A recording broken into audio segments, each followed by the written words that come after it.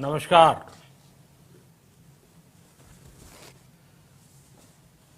Corona वैश्विक महामारी के खिलाफ लड़ते लड़ते अब हम अनलॉक 2 में प्रवेश कर रहे हैं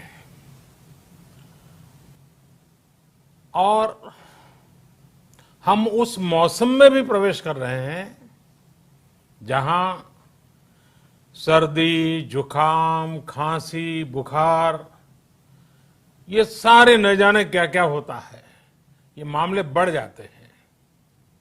ऐसे में मेरी आप सभी देशवासियों से प्रार्थना है कि ऐसे समय अपना ध्यान रखिए।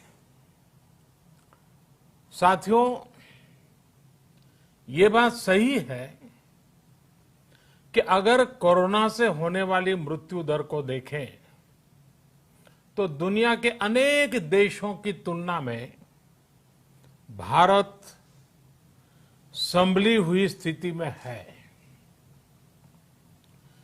समय पर किए गए लॉकडाउन और अन्य फैसलों ने भारत में लाखों लोगों का जीवन बचाया है, लेकिन हम ये भी देख रहे हैं कि जब से देश में अनलॉक 1 हुआ है, व्यक्तिगत और सामाजिक व्यवहार में लापरवाही जरा बढ़ती ही चली जा रही है। पहले हम मास्क को लेकर, 2 गज की दूरी को लेकर 20 सेकंड तक दिन में कई बार हाथ धोने को लेकर बहुत सतर्क थे, लेकिन आज जब हमें ज्यादा सतर्कता की जरूरत है तो लापरवाही बढ़ना बहुत ही चिंता का कारण है।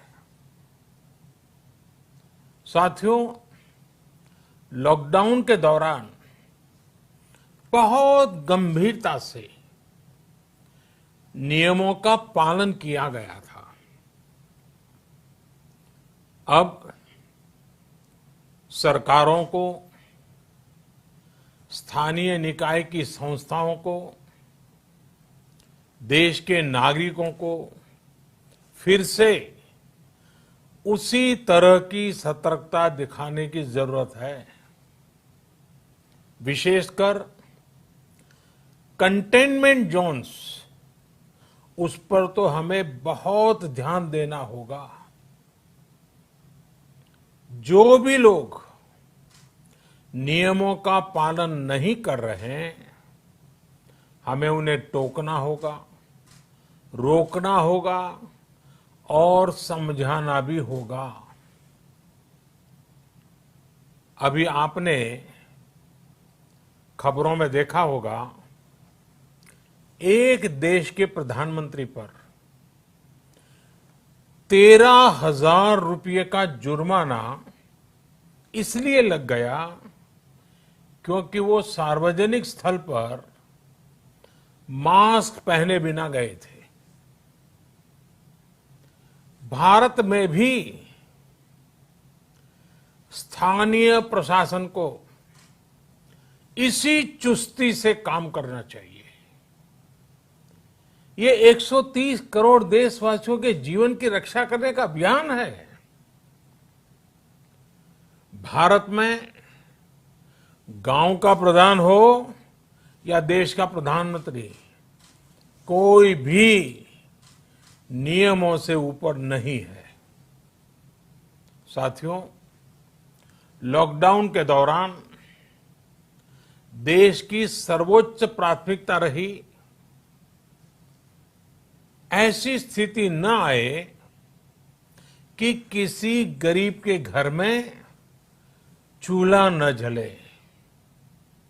केंद्र सरकार हो, राज्य सरकारें हो, सिविल सोसाइटी के लोग हों, सभी ने पूरा प्रयास किया कि इतने बड़े देश में हमारा कोई गरीब भाई बहन भूखा न सोए।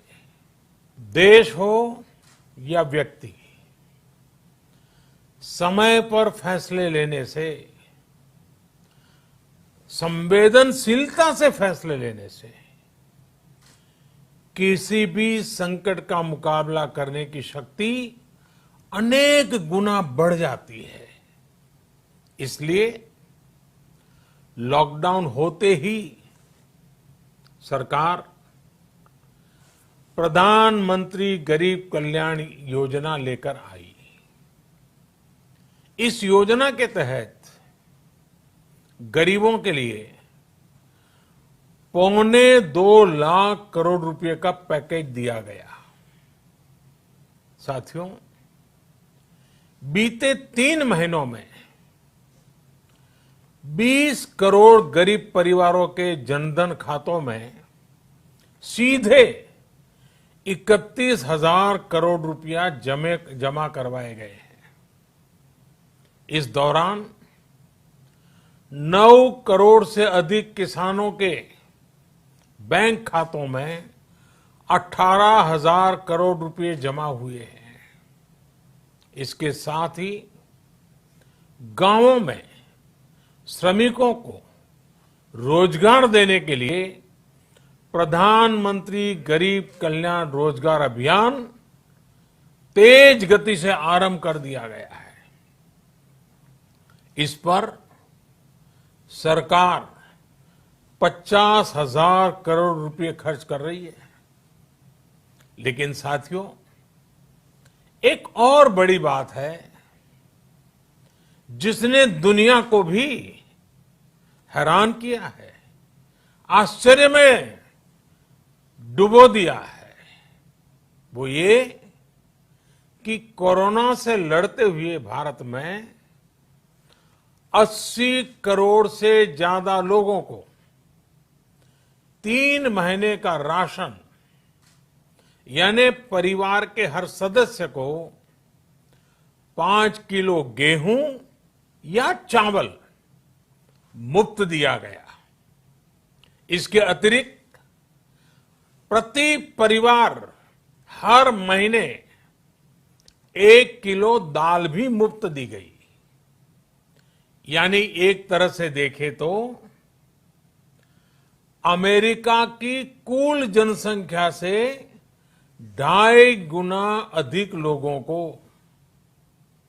ब्रिटेन की जनसंख्या से 12 गुना अधिक लोगों को और यूरोपियन यूनियन की आबादी से लगभग 2 गुने से ज्यादा लोगों को हमारी सरकार ने मुफ्त अनाज दिया है। साथियों, आज मैं इसी से जुड़ी एक महत्वपूर्ण घोषणा करने जा रहा हूं। साथियों, हमारे यहां वर्षा ऋतु के दौरान और उसके बाद मुख्य तौर पर कृषि क्षेत्र में, एग्रीकल्चर सेक्टर में ही ज्यादा काम होता है। अन्य दूसरे सेक्टरों में थोड़ी सुस्ती रहती है। जुलाई से धीरे धीरे त्योहारों का भी माहौल बनने लगता है। अब आप देखिए, अभी 5 जुलाई को गुरु पूर्णिमा है, फिर सावन शुरू हो रहा है, फिर 15 अगस्त आएगी, रक्षाबंधन आएगा, कृष्ण जन्माष्टमी आएगी, गणेश चतुर्थी आएगी, ओणम होगा और आगे जाएं तो काटी बिहू है, नवरात्रि है, दुर्गा पूजा है, दशहरा है, दीपावली है, छठी मैया की पूजा है। त्योहारों का ये समय जरूरतें भी बढ़ाता है, खर्च भी बढ़ाता है। इन सभी बातों को ध्यान में रखते हुए ये फैसला लिया गया है कि प्रधानमंत्री गरीब कल्याण अन्न योजना का विस्तार अब दिवाली और छठ पूजा तक, यानी नवंबर महीने के आखिर तक कर दिया जाएगा। यानी 80 करोड़ लोगों को मुफ्त अनाज देने वाली ये योजना अब जुलाई, अगस्त, सितंबर, अक्टूबर, नवंबर में भी लागू रहेगी। सरकार द्वारा इन 5 महीनों के लिए 80 करोड़ से ज्यादा गरीब भाई बहनों को हर महीने परिवार के हर सदस्य को 5 किलो गेहूं या 5 किलो चावल मुफ्त मुहैया कराया जाएगा। और साथ ही प्रत्येक परिवार को हर महीने 1 किलो चना भी मुफ्त दिया जाएगा। साथियों, प्रधानमंत्री गरीब कल्याण अन्न योजना के इस विस्तार में 90,000 करोड़ रुपए से ज्यादा खर्च होंगे। और अगर इसमें पिछले 3 महीने का खर्च भी जोड़ दें तो ये करीब करीब 1.5 लाख करोड़ रुपया हो जाता है। अब पूरे भारत के लिए हमने एक सपना देखा है। कई राज्यों ने तो बहुत अच्छा काम भी किया है। बाकी राज्यों पर भी हम आग्रह कर रहे हैं कि इसको काम को आगे बढ़ाएं। और काम क्या है? अब पूरे भारत के लिए एक राशन कार्ड की व्यवस्था भी हो रही है। यानी एक राष्ट्र एक ration card, 1 nation 1 ration card. इसका सबसे बड़ा लाभ उन गरीब साथियों को मिलेगा जो रोजगार या दूसरी आवश्यकताओं के लिए अपना गांव छोड़ करके कहीं और जाते हैं, किसी और राज्य में जाते हैं। साथियों, आज गरीब को, जरूरतमंद को सरकार अगर मुफ्त अनाज दे पा रही है तो इसका श्रेय प्रमुख रूप से 2 वर्गों को जाता है। पहला, हमारे देश के मेहनती किसान, हमारे अन्नदाता। और दूसरा, हमारे देश के ईमानदार टैक्स पेयर। आपका परिश्रम, आपका समर्पण ही जिसकी वजह से देश ये मदद कर पा रहा है।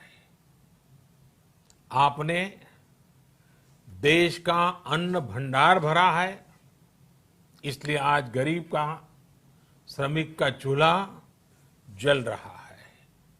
आपने ईमानदारी से टैक्स भरा है, अपना दायित्व निभाया है, इसलिए आज देश का गरीब इतने बड़े संकट से मुकाबला कर पा रहा है। मैं आज हर गरीब के साथ ही देश के हर किसान, हर टैक्स पेयर का हृदय से बहुत बहुत अभिनंदन करता हूं, उन्हें नमन करता हूं। साथियों, आने वाले समय में हम अपने प्रयासों को और तेज करेंगे। हम गरीब, पीड़ित, शोषित, वंचित हर किसी को सशक्त करने के लिए निरंतर काम करेंगे।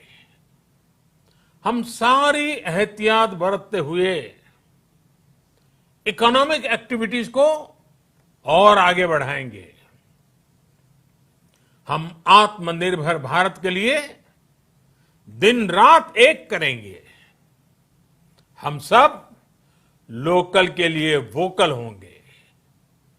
इसी संकल्प के साथ हम 130 करोड़ देशवासियों को मिलजुल करके संकल्प के साथ काम भी करना है, आगे भी बढ़ना है। फिर से एक बार मैं आप सबसे प्रार्थना करता हूं, आपके लिए भी प्रार्थना करता हूं, आपसे आग्रह भी करता हूं, आप सभी स्वस्थ रहिए, 2 गज की दूरी का पालन करते रहिए, गमछा, फेस कवर, मास्क ये हमेशा उपयोग कीजिए, कोई लापरवाही मत बरतिए। इसी आग्रह, इसी कामना के साथ मैं आप सभी को बहुत बहुत शुभकामनाएं देता हूं। धन्यवाद।